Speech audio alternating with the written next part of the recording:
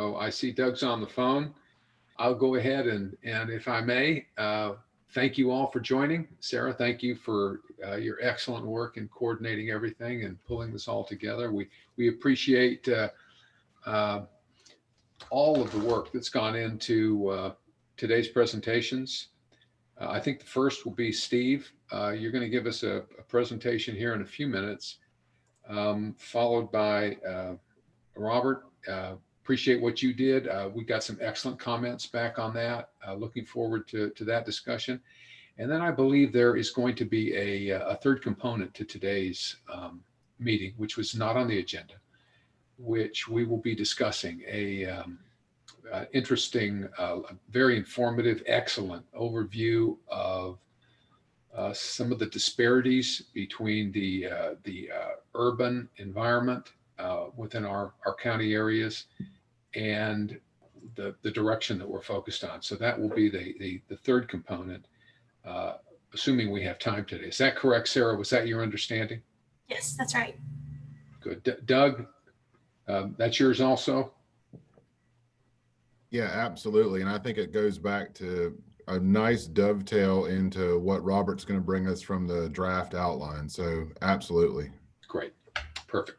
Well, without further ado, we've got lots to do today. Why don't we go ahead and Steve, turn it over to you for your, and excuse my cat, there's absolutely nothing I can do there's nothing I can do about that cat. So I'm sorry. I don't mean to distract, but thank you very much. Steve. Yeah, no, I do get distracted easily by cats. I will admit that. But fortunately, the mine are currently sleeping elsewhere. Otherwise, they may be running around my computer as well. So I just wanted to take a few minutes, let you know that, for our housing departments here at IPDC, we have to do a annual plan and a 5-year plan that goes to HUD.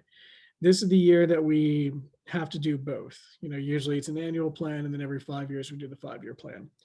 So my department was asked by housing to put together the 5-year and annual plan for the department. And it is up right now, excuse me, for public review and comment leading up to a public hearing on November 18th. I'll get into the timeline in just a second, but so in a nutshell, the department has gone through quite a few little changes here and there over the last few years, and it's actually a really good time to be doing the new 5-year plan, particularly with the Nan McKay review that was done last year. And we can take advantage of their findings in addition to a couple of external issues as well. HUD is in the process of, they're midway through their 5-year plan, so it's easy to align with what HUD wants to do. And the state of North Carolina is also undergoing its 5-year update as well. So this is actually really good timing. I'm not going to get into a lot of the nitty gritty. Excuse me. What I do want to discuss primarily are the goals that we set out for the 5-year plan. And I'm going to go ahead and share a document on our screen as soon as I find it. Here we go. Okay. So we can go over these. I can tell you kind of what we're looking at. So this here is the 5-year plan. And what I wanted to talk to you all about are the goals that we have put aside, because there's some overlap and relevancy to what this task force is working on. Goal 1 encompasses the HUD strategic goals.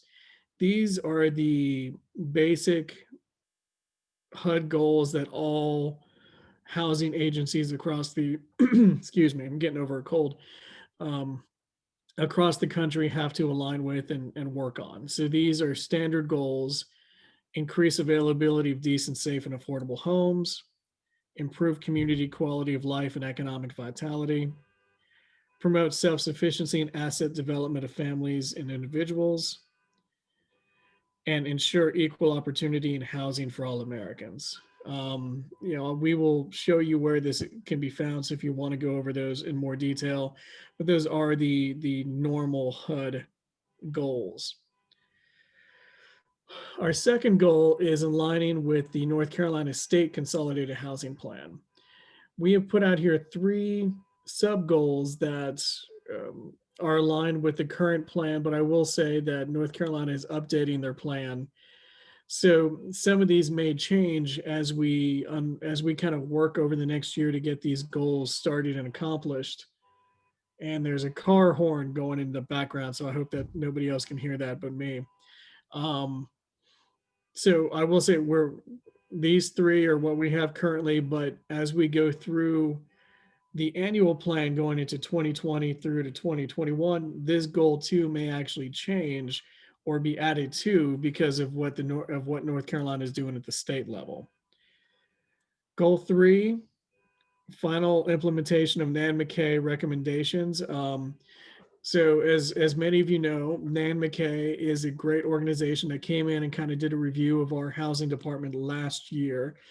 And they gave us a lot of really good recommendations, and we're still going through and implementing those kind of step by step. So we want to finish that over the next year and get that going, and any follow-up that comes from that over the next 5 years. Goal 4 is where it really comes in with everyone here. We want the department, both the housing department and my departments as well, work with this task force to create a regional housing strategy. As you can see right here, that goal is defined just as it is there. I am happy to take any recommendations for objectives or sub goals to see this goal 4 be achieved, which we'll come back to in just a second. Goal 5, we want to become a recognized home consortium. Scott and I are working with a couple local and regional partners to get a better handle of what this can do and what we can do with becoming a home consortium. I think this would allow for flexibility in our programs, but also new ventures that we can offer in terms of housing in the region. And our goal 6, expand landlord recruitment and retention program. Currently, we are working with an organization that is going to be helping us promote ourselves and our programs to landlords across the 4-county region.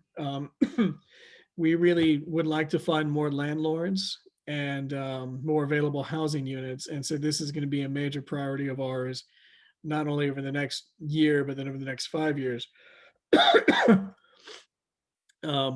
going to stop sharing just for now. Excuse me.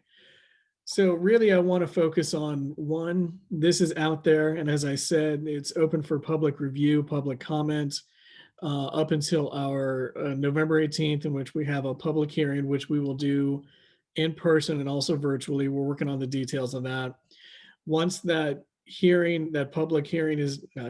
public event is done, we will take in any considerations, any updates that need to be made to these plans.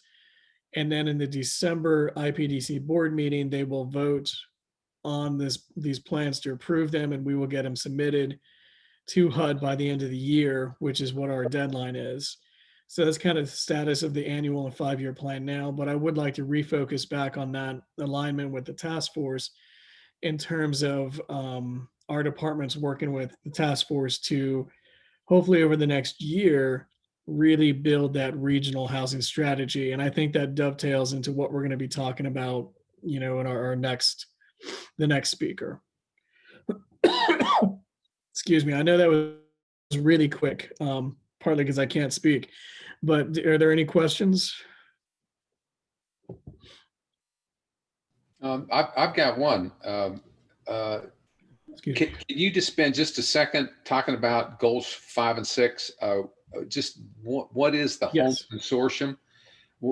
Who's that composed of? What's their mission, and where are they along in that mission?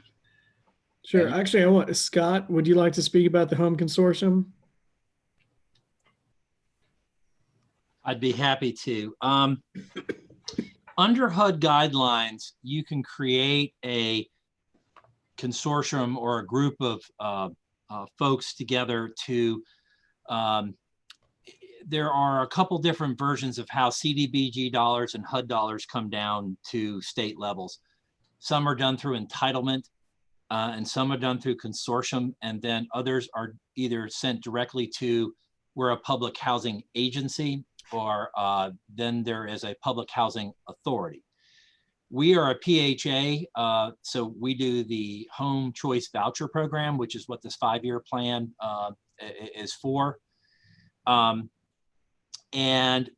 how you get to more available housing, more available affordable housing, transitioning people from renter to ownership, how you assist with access to safe housing and things like that can be part of a broad paintbrush. Home consortiums would require us to gain the approval of all the partners in it, and the partners would be the local governments and in our region. And once they're part of that, then HUD then I'm oversimplifying this, please, would then allocate certain amounts of money, and then you would then use those dollars on a yearly basis to achieve your objective. Examples of how some home consortiums work in the Western Piedmont region, which is our peer and our sister organization that covers Catawba and Caldwell and Alexander counties up there. They have a public housing agency as well as we do, and they do a home consortium. What they might do with some of their dollars is down payment assistance programs. That's how they elect to do some of them. Some of them may be saving up enough of their yearly allocation to do a project at a time. So it may be building houses or supplementing other programs to, instead of just having $20,000 per house for home repairs, you could expand it to $40,000, just as an example. So it depends on what the priorities are. The community, the region makes those priorities, and then you have the ability to have an investment partnership agreement to make those things happen. It gives you a source to match against and achieve your goals. We are in the learning curve process of it right now. It seems to make sense as we are exploring lots of opportunities through the changing format that we've been doing with our public housing agency. And we think that it may go a long way in meeting, even if you guys haven't written down your goals, we know that a lot of it is about access, availability of safe and affordable housing, whether that's market rate or subsidized, and whether that's in one part of our region or another, but thinking from a regional perspective, improving the quality and stock of housing for the people that live here and that may be coming here. So it is one more tool in a tool bag. It takes the idea of working together and pushes it one step forward, a little bit away from HUD and more into our control as a region. So it has that kind of element to it. And as I said, we're really in the middle of exploring that. I'm happy to answer any questions.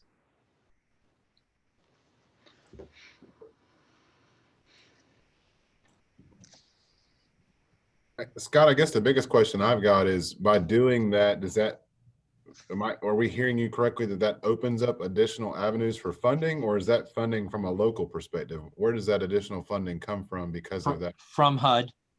Okay. From HUD. Yeah, it is an allocation. It is kind of a step sister or a step brother of what you call it, the entitlement program. For example, the city of Asheville obtains, the city of Charlotte has entitlement funds from HUD. So they get direct housing dollars. Those are in addition to their public housing agency or their public housing authorities or other allocations. The rest of us compete in the remainder of the community development block grant, CDBG pool, for resources to then turn around and use in our area. This guarantees you, albeit the dollar amount may not be as big as one single project. It is a yearly allocation, and how you decide to use it is based upon our control and our understanding of obtaining those objectives for improving housing in the region. So it's something that we have not tried here, at least not that I'm aware of. And yes, sir. I think in the early 90s, the commission had a home consortium. Could have been, yeah. Mhm. And there's been various variations of different kinds of programs over time. This one has more, the locals have to commit to be part of it. They have to authorize it and localize the control and create the priorities that HUD agrees to. And then HUD then turns around in an agreement and says, okay, this will be your funding strategy for X. And if you can achieve those things and show that you're achieving those things, then the relationship may be able to continue. I think we all know that that world of redistribution from the federal and state side is changing, and it's an ever-changing product. But we like the idea of this because it marries local control like we have as a COG or a commission with other dollars to supplement and do it. So it would be new dollars, Doug, and it would be then locally controlled and prioritized, and you'd have to perform those goals and objectives in order to continue your funding or continue to open up other avenues to make that possible. Steve talked about those first 5 goals being HUD. That's mainly what HUD wants to see. They want to see more housing, more safe, available, and affordability for families, more home ownership, more of that upward movement that's been defined by HUD, and away from publicly owned product into privately held product. So I think those are all the elements of it. Steve, I know we got lots to do, but I think we got a couple more minutes. Could you spend just a minute talking about goal 6 and how that's implemented, landlord recruitment? Yeah. So one of our, we have, with our housing program, we really need landlords that have available units for rents and for use with our programs and those who are looking for places to live. And what we're looking at doing with this goal is reaching out to more potential landlords, and also making sure that we have a good avenue of conversation and connection with the landlords we have to make sure that, what they're looking for, what we're looking for, making sure that there's communication with tenants as well. And we are looking at basically partnering with an outside organization to serve kind of as a conduit, a group that really knows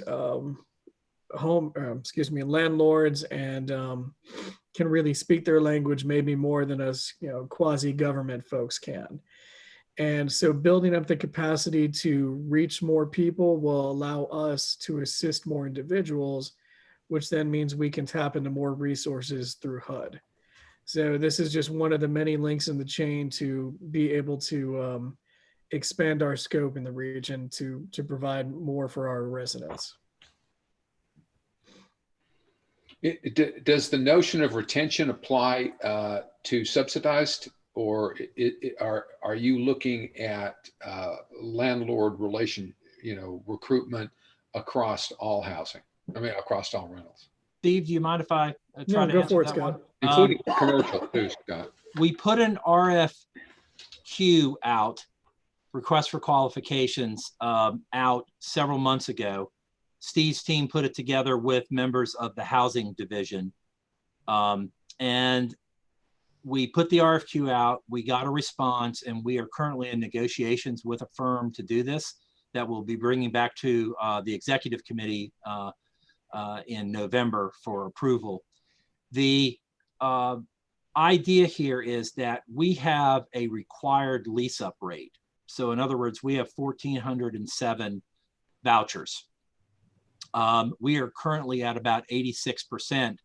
What happens is, even though we have over 1,200 on our waiting list, we'll issue about 110 to 120 vouchers for people, they qualify for them, then they go out and try to find available housing. And we might get at best 30 to 40 back, and that's it. So we are not meeting what's called the lease-up rate.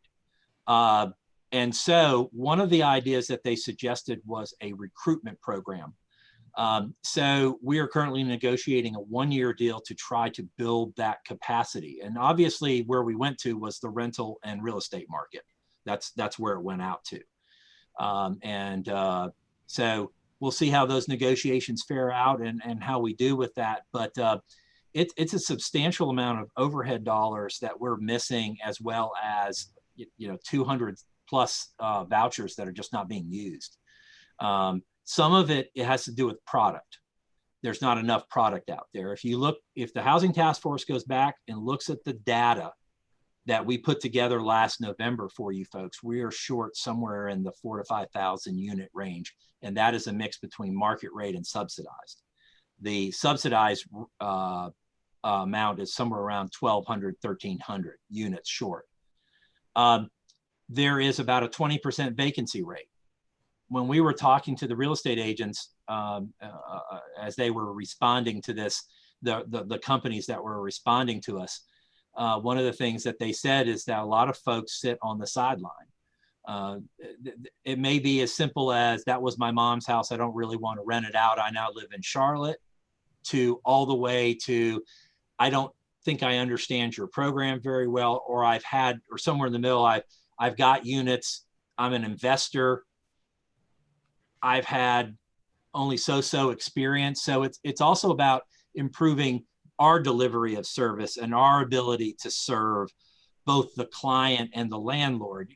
We're a broker, an intermediate broker in between these dollars. I mean, these are, our budget for housing is larger than several of the town in our region's budgets. I mean, it's a big, almost $8 million budget. Most of that is pass through. You can guess 85 to 90% of that is pass through. Those are the vouchers. That's a lot of money that goes back out into the region.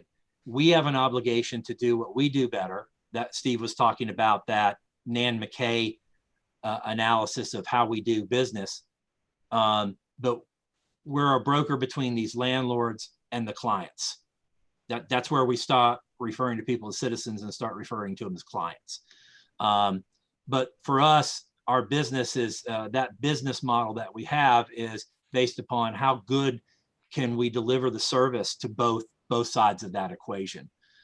So this is one area, and it has been a declining issue since 2014. Our ability to lease up at 97, 98% rates of those total 1,407 vouchers has been declining since 2014. That coincides with the increase in vacancy over that period of time in our region. It also coincides with outsourcing of work. In other words, people are, as good as our counties and cities have been in the economic development recruitment game, we are still exporting a lot of workers. We are aging in place. That's the third challenge. So, and Doug will tell you this, because Doug's been through this process. The LIHTC world, we just haven't seen any successful projects in a good number of years. Jim serves on a board that deals with that and can speak to it more eloquently than I can. And we're not in control of all the things that go into that scoring for LIHTC. But that's, again, part of why we're all together here. So addressing these landlords is another area, building confidence in the system and being able to deliver both on the voucher and back to the client who uses the voucher a good product to go into. That's the other half of the equation. So, remember, our average age of product is 1980. That's not a long time ago for me, because I was driving then and dating. So, and listening to music and drinking beer, but that's another story. You can see that it's a relational issue, and we want to see that trend reversed. Scott, I do have a follow-up question to that, just to kind of make sure I'm hearing you, and I apologize if you said it and maybe I just didn't hear, so I want to ask. Are you saying that there is a lack of demand from the consumer side, or there's a lack of supply from the rental market side? Why? Two things I would say. Number one, we are short on supply. We have demand. I just wanted to make sure that you said that, because you started to preface to say that jobs are outside the county and we're shipping people outside the county. But I've also heard you say that when you open up for vouchers, you get such a demand that you can't fill it. So I want to make sure that it's not necessarily a demand issue, it's a supply issue. Well, and I will tell you, in our conversations with this group that we're negotiating with right now, on the supply side, I think there are two places where supply is an issue. Number one, the willingness of people to let go of some of the supply out into the rental market. There is also a lack of targeted investment by investors. This is the thing we're learning, into areas that are both subsidized, qualify for a subsidized side or for the market rate side. Both market rate and subsidization added together, if you look at our data, are in the 4,000 to 5,000 range. I mean, we're short. Our supply issue is seriously diminished. Yeah, and that's what I was touching at. I don't know if you got to read my response to Chris's email earlier before our meeting, but that was what I was touching at, is when you mix our issue when it comes to not ability to compete in LIHTC with where we are from a median household income, it makes it tough for us to attract private development without something coming from this committee or the towns or the counties to begin then making an attraction in on the supply side. So the demand, and there's two sides to housing. There's a community development side to housing, which a lot of times more comfortably sits in what we call the community development end of the deal. So a lot of what we do here is the community development end, whether it's CDBG, other forms of HUD dollars like Home Consortium, the housing finance program, which we're doing on, and it requires a local partner in the middle of it. So a local government partner is there. The county is there, the city is there, a not-for-profit is there, and we have gracious plenty actors and players in the market, but still not enough product that's coming out. LIHTC is where you then jump on the subsidized world into the public-private partnerships, because a lot of times LIHTC requires some form of a public partnership in order to get off.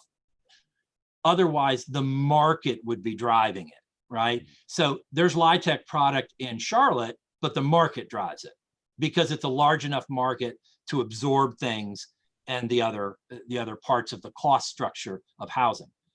The other part of housing is an economic development opportunity. So there are two sides to housing. There's the economic development, quality of place, supply side, and then there is the affordability and community development side. There's a lot of things at stake here. Yeah, we're shipping people out, but shouldn't we also be the low-cost alternative to Charlotte, Asheville, and the upstate? So we live in both worlds here. And that is both a good thing and harder to put deals together that make sense and that balance between public and private a lot of times. I think that probably is the bottom line. But yeah, we definitely have a demand here internally on our own without even trying. The problem is, remember, Doug, that's over 4 counties. So that urban-rural question was a good question and a good debatable point for the housing group to really get a hold of. Housing is also going to go where there are utilities, roads, schools, and other access to amenities. Otherwise, you need to be talking about transportation systems. You know, you got to be able to talk about health systems and their accessibility, as well as the ability to get to work. We live in a 4-county region that most of our housing product was built around mills. We just are. So guess what? There was a job there. They built housing around it to bring the employees in.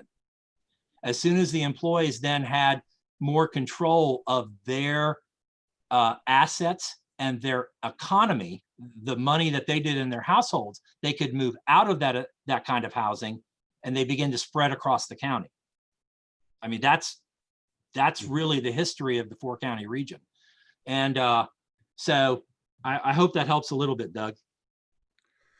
It sure does. And I mean, it just kind of brings to light a reverberation of the housing report that, you know, Ronald Brown did back in November. And I think, you know, I'd love to know from his perspective, how much of that data has changed in a post-COVID environment, or hopefully a post-COVID environment soon, or, you know, He, as glad you COVID brought has that up. affected us.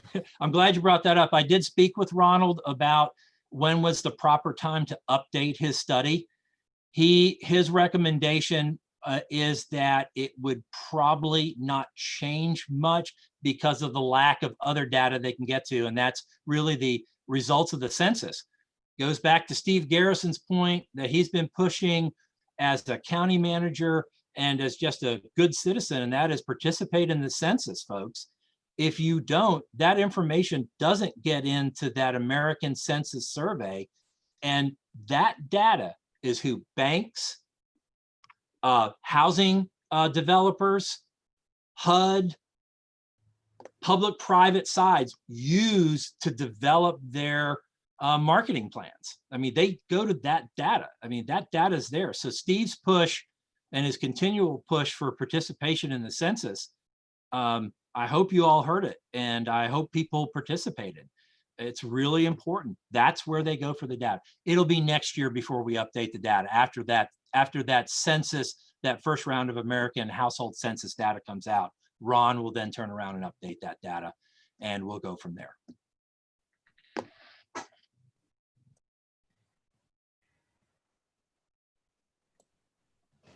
Steve and Scott, thank you very much. Are there any other questions on that presentation? It was great. Otherwise, If anyone does have any questions or wants to talk about it, just reach out to me or Sarah. We're happy to provide any follow-up answers. great, appreciate that, Steve. Can we turn now, Robert? Can we ask you to discuss that excellent draft that you sent out? And you got some comments back on it. I'm looking forward to your overview, how it got to where it is, and where it's going to be going. Okay, well, thank you. It started out with the housing summit in November. Can y'all hear me all right? This is a sound check. Okay. You're good. Okay, great. So I was blown away with the November 2019 housing summit because we came up with a huge laundry list. And I thought, how in the world are we going to deal with that? Well, then Sarah came to the rescue. Thank you, Sarah. And in our February 12th meeting minutes, she summarized and prioritized in these major categories what these groups in the November 7th housing summit articulated. So thank you, Sarah. This provided basically our discussion, the isothermal planning and development region discussion regarding housing. So somehow I had to pull that into goals.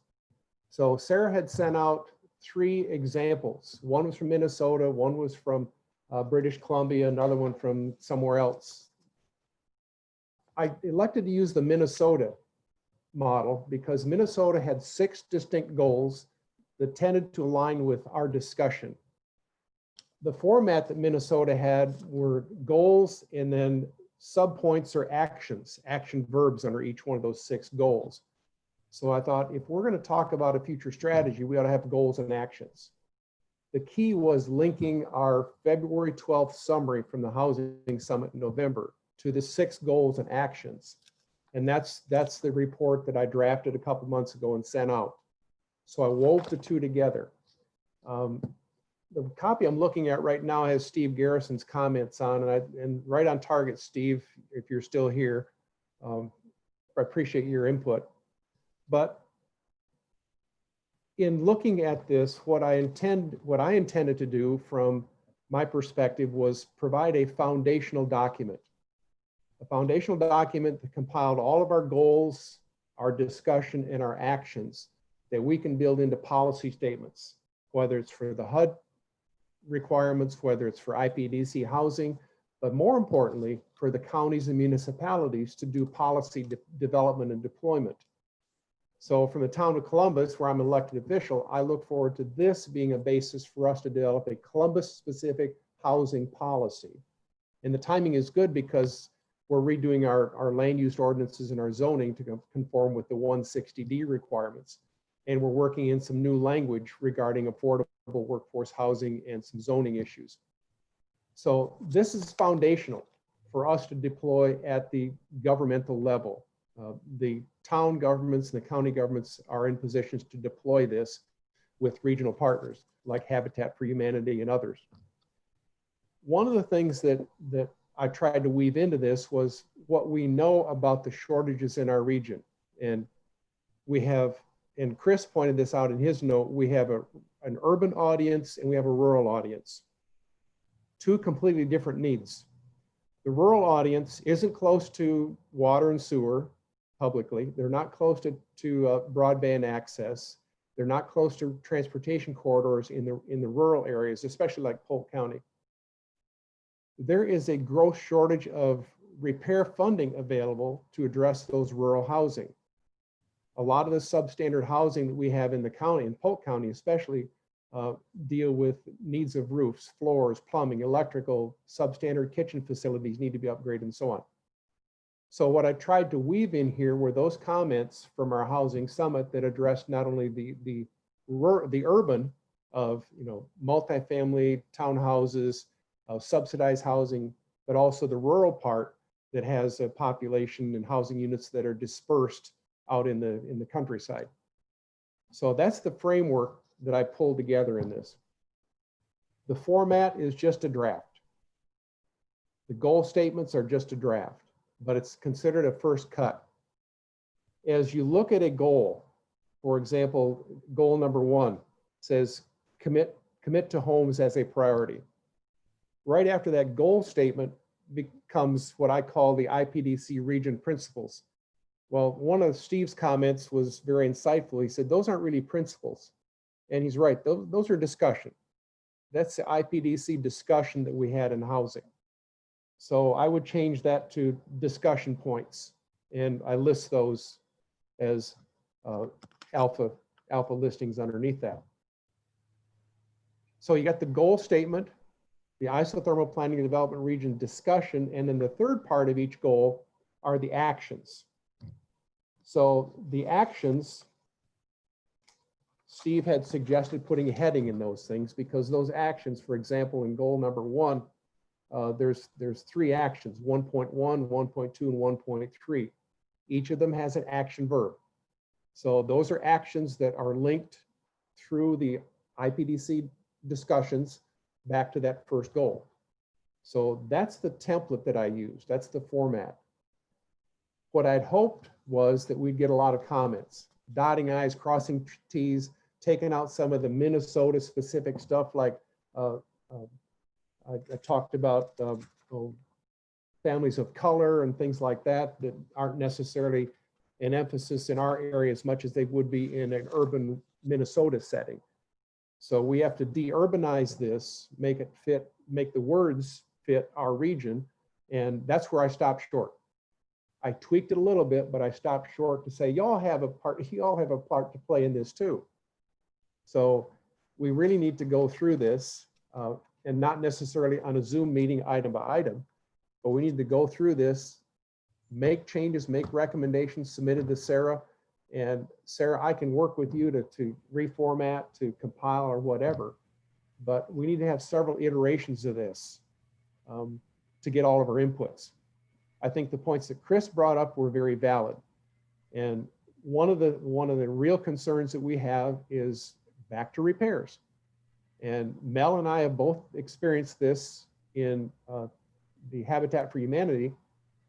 We have a need for home repair. We have very limited funds for home repair. The scope of work for Habitat home repair is we don't do roofs, we don't do plumbing, we don't do electrical, we don't do floors, but we'll make it safe and we'll weatherize it. But we don't do windows either. So right there, you're ruling out 80% of what needs to be done in these homes.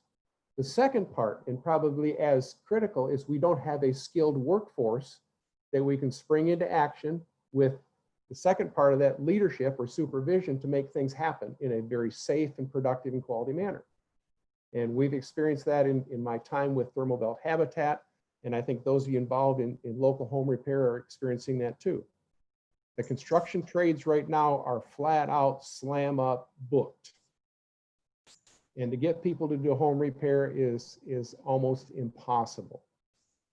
So we have to address this systemically and long-term, grow our own, get funding to train, develop, get some supervisory leadership to take crews out and the jobship kind of programs to do these home repairs. So it's not a simple single track solution. It's a systemic solution on the home repair, especially in the rural areas. In the urban setting, we don't have as much problem in Polk County as we have in rural. So I say all that to say this is the context in which I developed this draft document. So I'll open it up to questions, comments, concerns, thoughts. Help me. Robert, I do want to add that I got comments from Darla Henderson. She's on the call too. So Darla, feel free to jump in if you have any comments. I didn't share her document with the entire group, but I do have her comments. Okay. I'll have to open that up. Sorry, I didn't have it open right No, now. you're fine. I can always screen share too. I have both documents if any years they need for it. I think one thing that would help if some of you don't want to actually get in and make changes in the document is read through it and summarize your comments, concerns, suggestions in an email. So we'll weave those in the appropriate places. I think there needs to be some refining of the format and structure and make sure that we've regionalized it, not just made it Minnesota or 4 county, but regionalize it to the 4 counties. We do have to also recognize, for example, Polk County does not have minimum housing standards at all. The 3 municipalities do. Columbus, Loudoun, Tryon do have minimum housing standards that we enforce, and they're enforceable. So when we get into the rural area, the housing standards are loosey-goosey in Polk County. I don't know about the other 3 counties, but it makes it difficult to use the county government to get on board with enforcing minimum housing standards in the case of severely needed repairs. And that's something we need to address. Steve, is this something that when you've looked at it, or Scott, when you've looked at this, do you see this dovetailing into where we are now vis-a-vis the outline that we're creating, that you've created, that we're creating as a task force? Can we use this document easily to integrate? I mean, there's the segue to what we're discussing in a final document is this one that the framework of which will work for us easily? It looked excellent to me, Robert, and I really appreciate the work you did on it. It really looked good. We're discussing a lot of things internally. I mean, a lot of things. We got an unknown future over the next n number of months. We have changing demographics and unemployment. We have changing all kinds of demographics changing. We got a census that we won't know about for some time.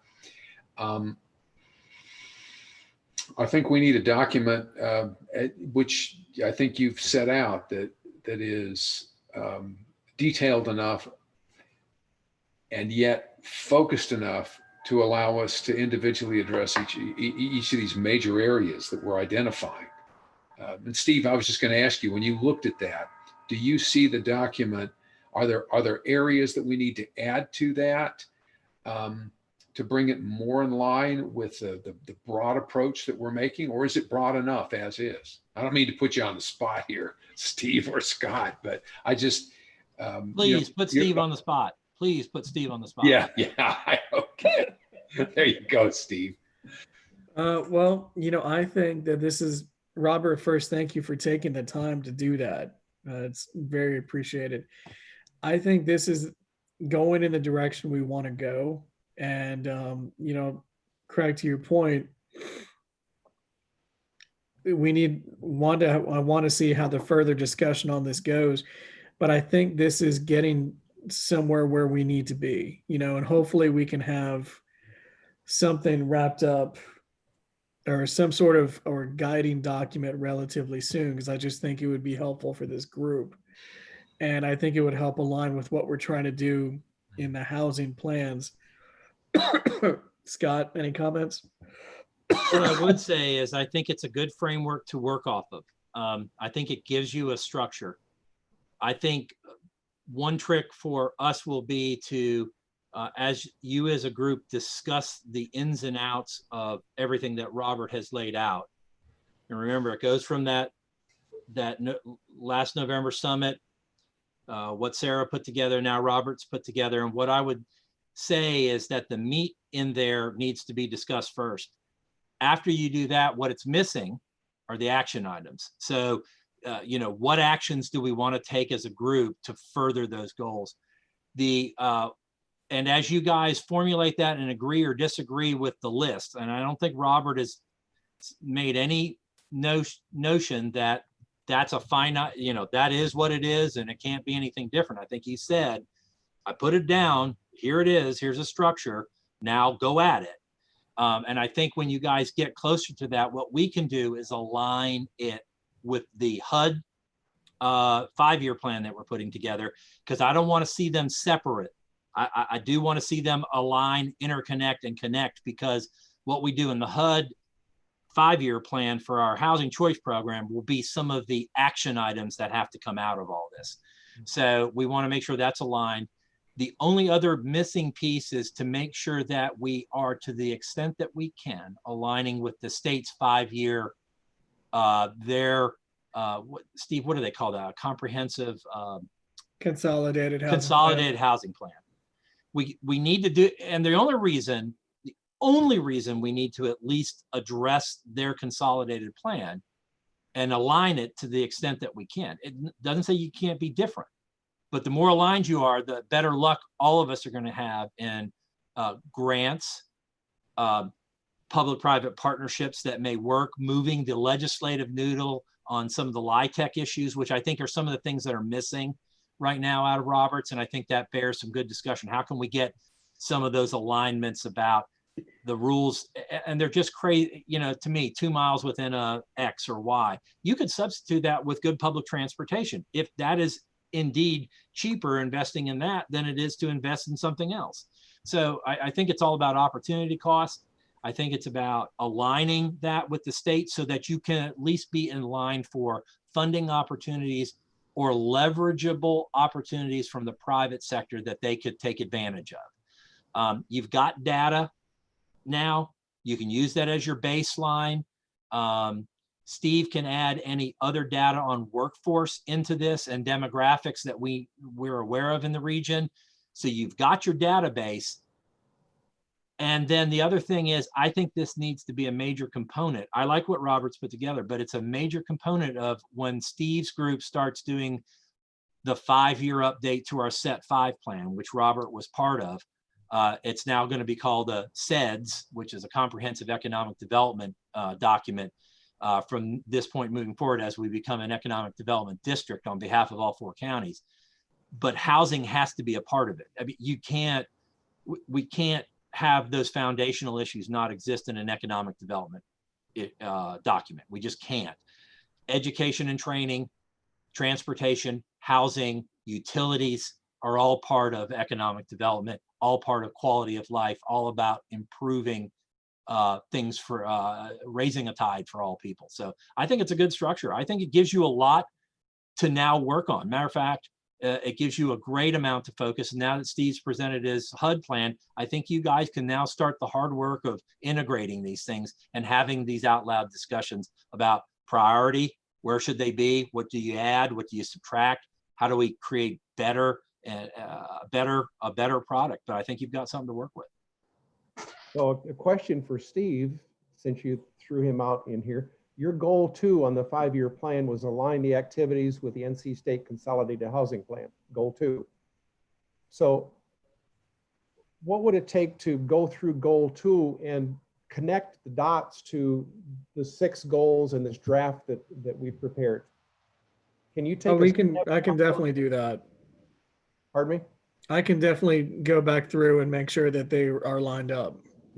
If you can take a stab at that and show where they'll fit and also show where the gaps are, then we can start plugging in those gaps and mirror the language you've got in goal 2. Goal 4, in your plan, you talked about partnering with the housing task force and regional partners.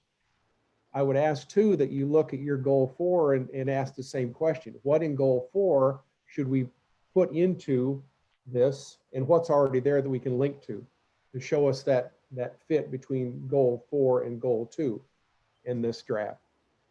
So again, Yeah. that may be verbiage, it may be some things were left out, it may be we were saying things that are counterproductive when it comes to your goals 2 and goal 4. Robert, I tend to agree with that strategy, but I also would like to kind of throw a red flag at it quickly, because I feel like we have done some work to make us not align. I think Chris's email really highlights an issue in our 4-county region. It goes back to the same thing that Scott was saying. I don't think it's appropriate for us to just align ourselves with some state plan that comes out of Raleigh just for funding. I view that this plan should highlight the issues that have been exacerbated by Raleigh and been exacerbated by the circumstances that we've been placed in because of other issues where jobs have left our community. So when we look at lack of minimum housing in the county areas and, you know, issues from a more rural standpoint, and then issues from a more urban standpoint where we're dealing with houses that were built at the turn of the century around a mill, and we can't crack the nut of private investment because we're marginalized, because we're not in an urban environment. How do we then shift that to our legislator to say, we're not going to align with your plan out of Raleigh. We can't even align with your LIHTC model. We need some help here. We've got an exacerbation of demand and a horrible supply. So how do we begin to look at innovation in our 4-county region that does not align with their plan so that our local representatives can take that back to the table? Because I view this more from my side. The folks that are around the table today at Zoom and the ones that have been around the table since back in late 2018, mid 2019, all understand this. They understand where we are. But there's an exorbitant amount of people, and especially elected officials, not unlike yourself, you've been at the table, that don't understand the issue. And it's hard for us to move that issue forward. So I would challenge that we don't necessarily need to align. We need to describe what we're experiencing that doesn't align. Yeah. So I would challenge Steve more during that exercise. Sure, things will align. There will be some investment strategies that align. But when we don't align with what we're seeing here, what the data shows, that we need to call attention to that. We need to call attention to what Scott opened up with, that is that we have a huge demand and a lack of supply because our landlords won't come to the table and fix the issues that they have. Doug, I just want to point out that in the 5-year plan that we have, in the specific points that I've highlighted for aligning with the state plan, those aren't the only state plans or the only state goals in there. Those are the ones that I chose that we would try to align with based on work we already have started doing internally that align with those certain goals of the statewide plan. You know, we're not necessarily going to align everything that the consolidated plan wants to do with what we want to do. So to your point, I agree. There's going to be aspects that maybe work, differently for our region as opposed to the statewide region, but there are some where there is an alignment that I want to make sure that we capture in this document. And that's what I meant by aligning. I didn't mean a wholesale alignment to delete the things that don't fit that consolidated plan. It's an alignment that might look like this. Yeah. We have our stuff down here, we have an alignment here, and there's some other consolidated stuff up here that doesn't apply to us. Because, when I look at our region, we've got, 50% of the housing units are rural and the other 50% or less are urban. And the Raleigh plan typically wouldn't address our rural needs as much as we need to address first off. And some of those rural needs aren't necessarily about landlords. It's about the homeowner that's living in a dilapidated shell of a house. So any alignment needs to be to see where they fit and where they don't fit, to make sure that it describes what's unique about our 4-county region. and especially taking into account that we are a very strong mix of rural and urban. If we have an alignment document, I mean, we have a document now, and I think Doug, as you pointed out wisely, I mean, there are major, there are a lot of differences obviously between us and Minnesota. So we have, Robert, we've got a document. Steve, there are some alignment issues, some of which dovetail, some of which don't. How do we get a document now? We're a couple of months into this. We do need, I think we all agree, don't we, that we need an aligning document that to which we can dovetail our actions and future information gathering to, so that there can be recommendations. So if we start with that document, we pass it to Steve for alignment. Doug, to your point, let's make sure that we highlight those issues to which we are not in alignment, reasons why we're not in alignment. I mean, the uniqueness of our situation, I think needs to be pointed out on the document. Once we have created a framework document, it seems to me that should be circulated then to all of us, and each one of us commit to a commentary. Each one of us, as opposed to a couple, but all of us then comment on that document. And if we could take a cut at it over the next week or two, Steve and then Doug, as you pointed out, to highlight not just the alignment but the non-alignment, we then end up with a document that each of us that can guide some of these discussions that we're having. That we can refer back to this document that Robert's gotten us started on here. What do we agree, disagree? What's the thought on that? Taking the document, moving it through Steve and Doug and ending up, and Sarah, of course, and ending up with something that we can work with. Great. Just where we start plugging things in, so that we end up with something that we have a framework, and now we start attaching supportive information, and that is we're coming up with, and we have in our existing documentation.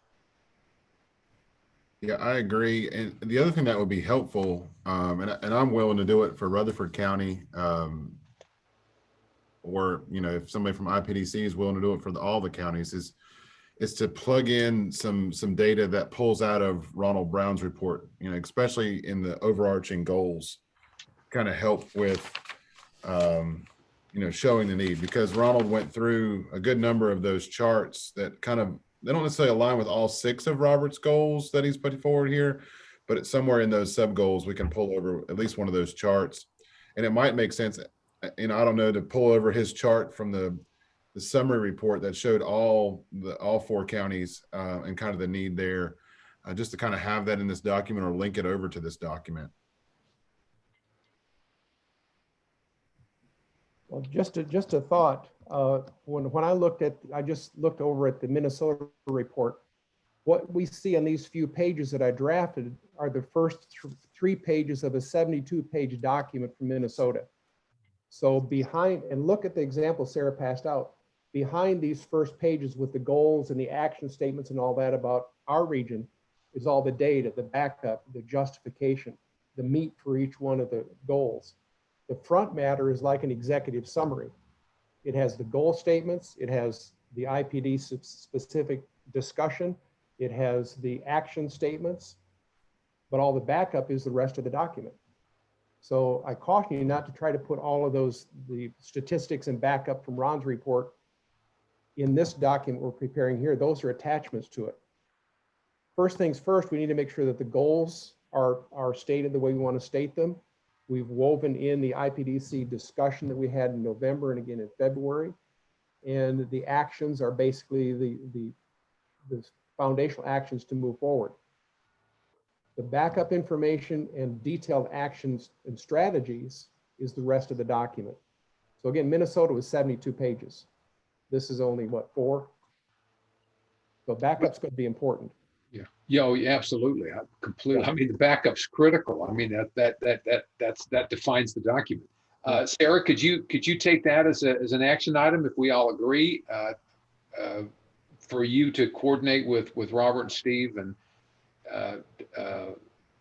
et al. And, craft a 3 or 4 or 5 page that with some alignment with the points that Doug's brought out, that there are some differences, and then circulate that to us prior to the next meeting, where we will, each of us hopefully will comment on that and make suggestions.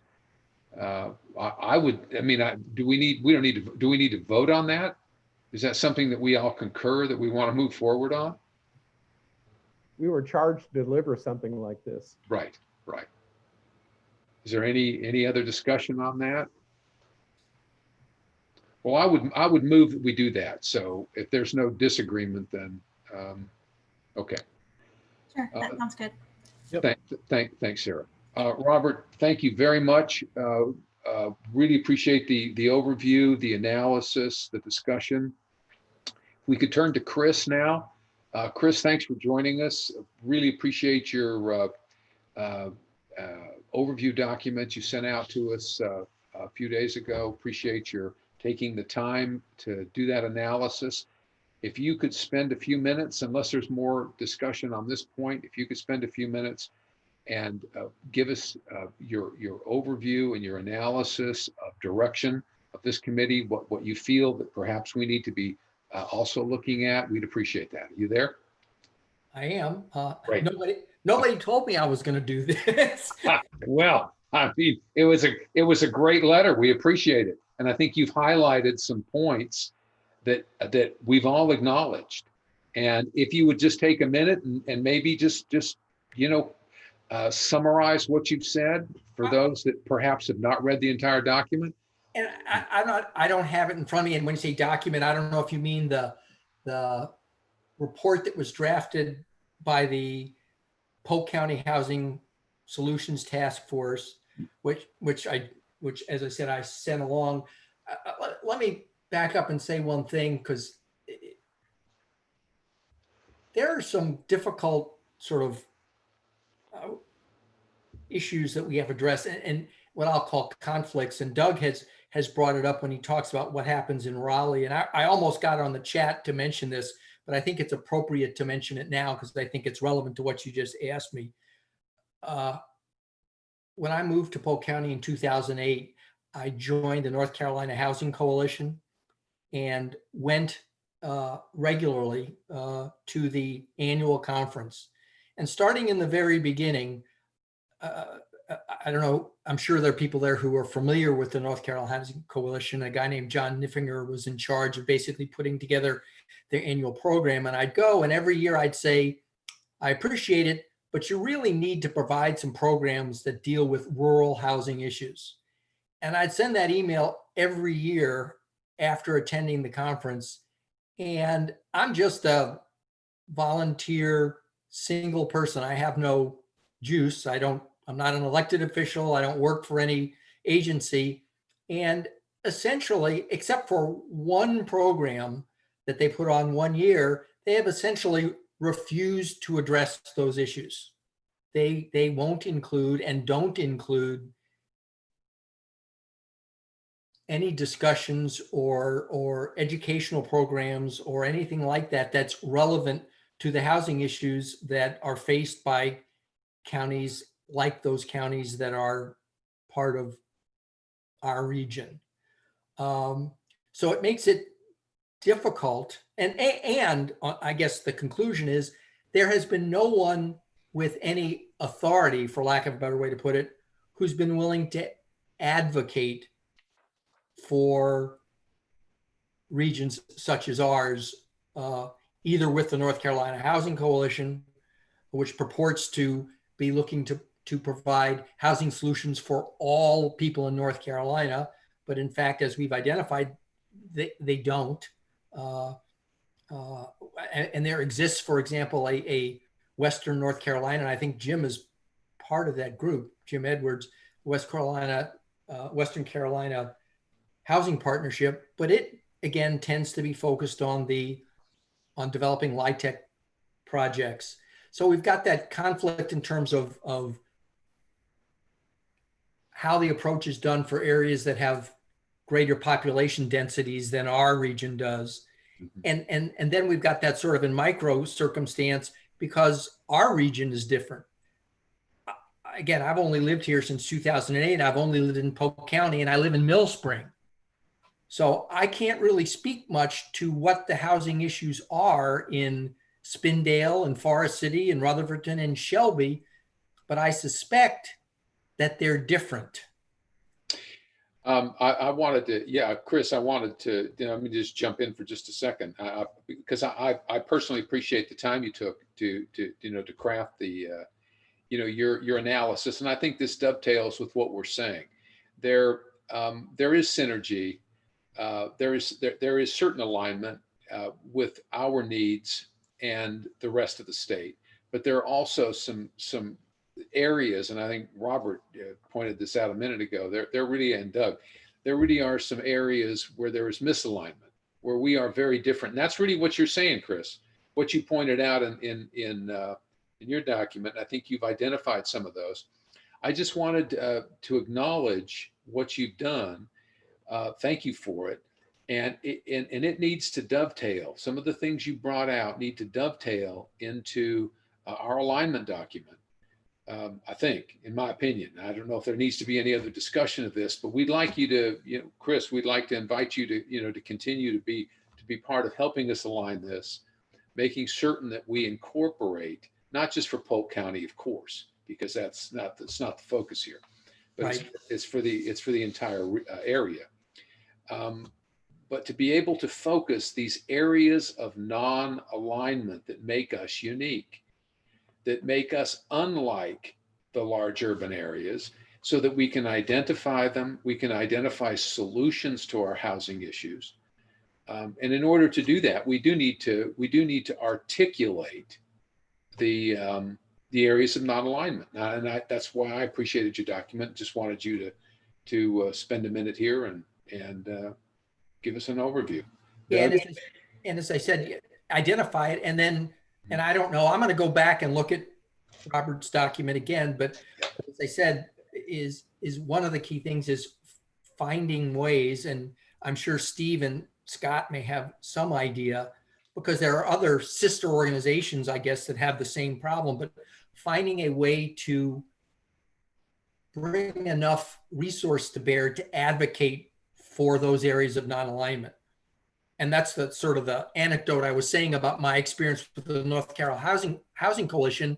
To date, I certainly, in my efforts, have never brought enough power to bear to get anybody to make any changes in how they approach housing solutions and how they recognize the housing solutions that we might need might be different from the ones that they are discussing and promoting.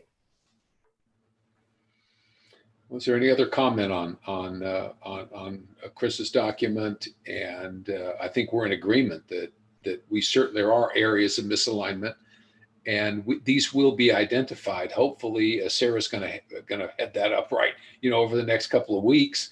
We're going to end up with a summary document that will help guide us, including these areas. But anyone else want to comment on that? I thank you, Chris, for your comments. I appreciate that from 2010-11 moving forward. I would appreciate your comments on the 6 goal document, the draft that we're going to be moving forward with. And if you want to prepare comments and email them to Sarah and to me, we'll weave them in because I think you've got some good historical points that are very appropriate. And I've experienced firsthand living in Polk County for 34 years. We got some issues that have been totally ignored for more than 3 decades. And all the words, all the talk isn't going to address those. We got to come up with a document that we can use for grants, for funding, for HUD, for whatever it's going to take with private investment to address these issues.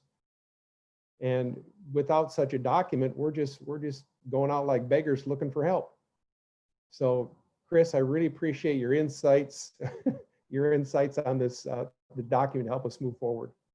As I said, I will go back and look at it and try and get you something. I made one comment about it that was consistent with Steve's, and that's, it's just, and I big picture, you can have all those goals, but the goals to a certain extent encompass essentially every housing issue we have. and we have to be have some concept of the manner in which we might be able to address potential solutions for that, and where those resources are going to come and what the priorities are. Well, and I want to touch on that too. Chris, this is Doug. I thank you. I echo everybody's comments about thanking you for what you've done. I wish when we started this process, when we had 30 people in the room, that we had 30 people just like you providing us comments. It would make our work as this committee much easier. And like I'd said in my email back to you, we have struggled in 2020 with engagement. And so I appreciate at least the level of engagement that you've brought to the table. I'll say this is the fact that we are so different across the 4-county region, and there is no single one person that is working on housing when it comes to the entire breadth of what we're looking at. You know, we don't have somebody that's looking at a consolidated look on everything that Robert has touched upon the 6 goals on a day-to-day basis. Yes, there's groups working on individualistic parts of those goals, but there's no conglomeration of housing when it comes to that. And so this is kind of a hope that, as we talked early on in the committee, that this brings an education to something that is important to us, that housing is a priority. The other side of it is that we need to understand that we don't have the answers to everything, and that we were not focused on affordable housing. We were not focused on aging in place. We were focused on housing issues holistically across the 4-county region. And so it wasn't going to look like a affordable housing report, or wasn't going to look like an aging in place report or a weatherization report. We really need to look at housing as a commitment, really like #1 goal. It's a priority. And then how do we back into that from different aspects of housing, so that no matter where you are in the 4-county, you can look to this report for guidance and information to understand. Robert's spot on. Goal #1, housing is a priority. And then what are the other sub goals of that begin to move forward for issues, whether it be minimum housing and code enforcement, whether it be access to quality housing, whether it be weatherization that's not just Flex Seal and caulk, because it sounded like Robert was only access to helping folks was Flex Seal and caulk, and we want to have better access to things. And so, yeah, I mean, you're spot on, but we weren't trying to get down into the minutia. We were trying to provide quality data and quality goals to really an audience that could help educate, advocate, and move the needle when it comes to elected officials. So, I appreciate your comments, and I hope you stay engaged as we move forward. Well, I appreciate it. By the way, I don't know how much people pay attention to this, but I know you've been focused on the LIHTC program. I don't know if everyone is aware, but actually Polk County, a 70-unit project in Polk County was awarded LIHTC credits in the 2020 round. So we're actually getting our second LIHTC project in history in Polk County. Awesome. I did not know that. So congrats to wherever that's going. 136 acres surrounding the old Milliken plant. So that it's a part of that 136 acre complex that's zoned for traditional neighborhood development. So there can be a whole community built around that. So we're looking forward to that in Columbus, by the way. Wonderful. Great news. Is there any other business? Anything else, Doug? I'd just like to ask from Scott's perspective, when we get to a point where the edits have been conglomerated, when Sarah and Steve kind of conglomerate all of our edits to this plan, if Scott could highlight that as the kind of the main body of his email. A couple of times during this call, we've struggled with engagement. When we were around the table, a year ago today, we had 30, 40 people in the room, and now we're down to 13 or 14 here on Zoom. So I'd love to be able to at least get this information out with a challenge for people to read this draft or to participate in our next call, just like Chris has. So Scott, if there's a way that now that the census is winding down, if we can wind up housing, that would be great. That's a great idea, Mr. Chair. And I will tell you, Steve and I have already been texting back and forth and emailing back and forth about how to carry out the work program. I think how you engage the working part of this program is important to its success. How we bring a bunch of diverse voices together. I mean, Robert knows, he sat around the table with me for a long time. I mean, and that's what it takes. You got to really literally grind around the table sometimes on product development. And what you want is a product, and you want a usable product that everybody can then use and advocate from and create a marketing plan and push politically and make change happen, you know, make those action plans happen. So I think Sarah and Steve and I will have some conversations about how to best get this thing done. And I think it needs to be inclusive, Doug, of someone from every part of our region being part of this. Because I think the more those people are in the drafting stage, and then we then turn it over, and then people are in the critique and review and addition and subtraction phase, and then we just keep that going.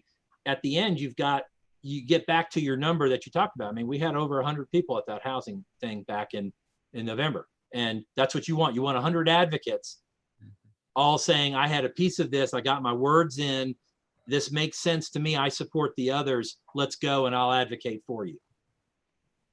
Just out of Makes it work. curiosity, does your executive committee effectively represent the 4-county region? It does. On the only thing that the executive committee doesn't do are budgetary matters and, you know, certain other contractual matters that the board has to deal with. But other than that, yeah, they can hear it in November. They could get an update in November. Well, I'm just curious if we challenged your executive committee or your board, you know, whatever you felt was appropriate, to at least read the draft and provide comment, to give them a quick update of where we are. Either Craig and I can do that, or we could do it together, and then just challenge them to read the document and provide us feedback, or to challenge their staff members or their teams or who they represent to provide that feedback. Sure. You know, Sure. We'd be happy to take it to them in November. be great. And again, if I reflect back on the Set 5 project that we had, Scott, it helped to have feedback to our local elected officials on the progress of that Set 5 that we're developing that became the SEDS. But also on this, the goals, the discussion, the action items are the overarching. When it gets to the priorities and deployment, that has to be community and county specific, because our communities and counties are different. But if what they do rolls up to this overarching document that we get buy-in to, then it makes sense. But saying that, we've got to be prepared to help with the prioritization and the deployment in each of the communities and counties as a follow-on. I agree. Wonderful. Sarah, and my view of what was just said is that we need to re-engage the 40 people that were sitting around the table some months ago, as you said, Doug. How do we re-engage them? I think every single one of us should contribute every one of these meetings. That is, we all have, there is something that we all have to say. And perhaps beginning the next meeting, that should be the focus, is that we send out this document and we request that each of the initial participants, those that aren't here today, come back. And then we open our meetings up to, it's hard in Zoom. This is a tough thing to do. But that it can be done, and it can be done by encouraging every person to participate in the meeting. That is, everybody has something to say. We all do. That's why we're here. Every single one of us has something important to add to this. So perhaps if you could, Sarah, over the next, before our next meeting, if we can encourage, first of all, get this document together, get the document out, and then encourage people to attend the next meeting, understanding that participation will be open. That is, we're going to encourage, we need the participation. We need them back. So if there's not something else, is there anything else? Doug, Scott, Steve, anyone? Sarah? We will go ahead and end this meeting. Thank you all for being here. It was an excellent meeting, a lot of interesting things, and we'll look forward to the next one.